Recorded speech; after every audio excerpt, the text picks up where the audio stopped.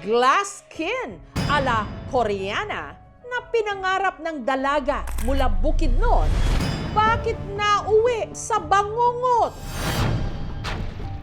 Ang pula, tapos ang init, tapos maraming nana na lumalabas.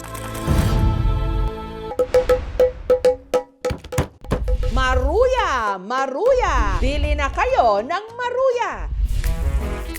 At ang iba't ibang bersyon nito ng lalawigan ng Quezon.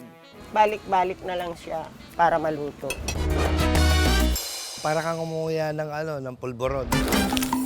Masarap. Mukhang grade 1 lang, pero kolehiyo na. Pagpasok ko, sabi ng guard sa akin, "Nasaan ang mama mo?" Ako lang po. Bakit nandito ka? Dito po ako nag-aaral. Binata na raw si Jemark ng Leyte. Handa na ring umibig. Chat lang kami. Sinagot po niya ako. Siyempre, linihim ko muna sa kanya na ganun po yung height ko. Kasi natatakot po ako na baka maiwalayan. Sa espesyal na okasyong ito, may gustong sumorpresa sa kanya.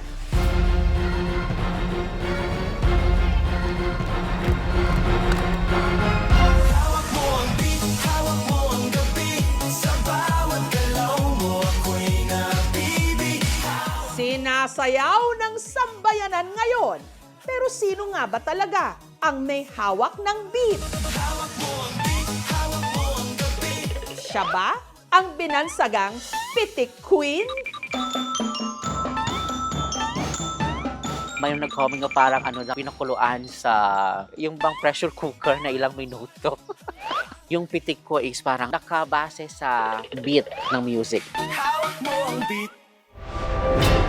Puno na ang presyo, ginto, agarwood o lapnisan. Ang minimum retail price ng Philippine agarwood sa Middle East is 400,000 pesos kada kilo. Pinakamababa yun. Ayun si ma'am? Nakay permitani, ma'am?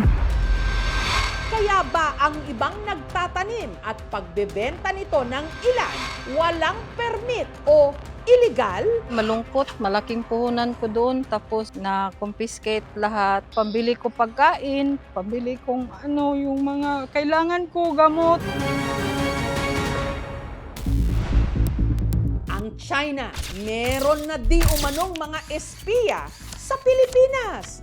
Mga Pilipino na nasa loob ng gobyerno at militar. Willing daw po ba ako mag-part-time job? Naghahanap siya ng mare-recruit sa iba't ibang opisina, ahensya ng gobyerno. Magkano ba yung inaalok niya sa'yo? Nasa 4 digits po.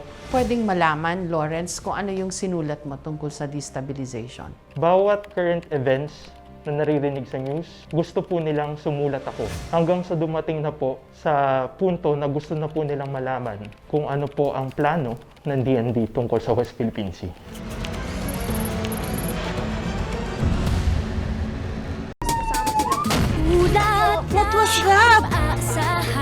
Ito ang Tacloban na dinatnan namin. Isang masamang panaginip. I survive! Ganda ng driver ko.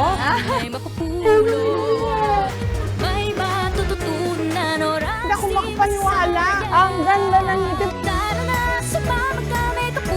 Ako po ang inyong kapuso. Mabuhay from the Philippines!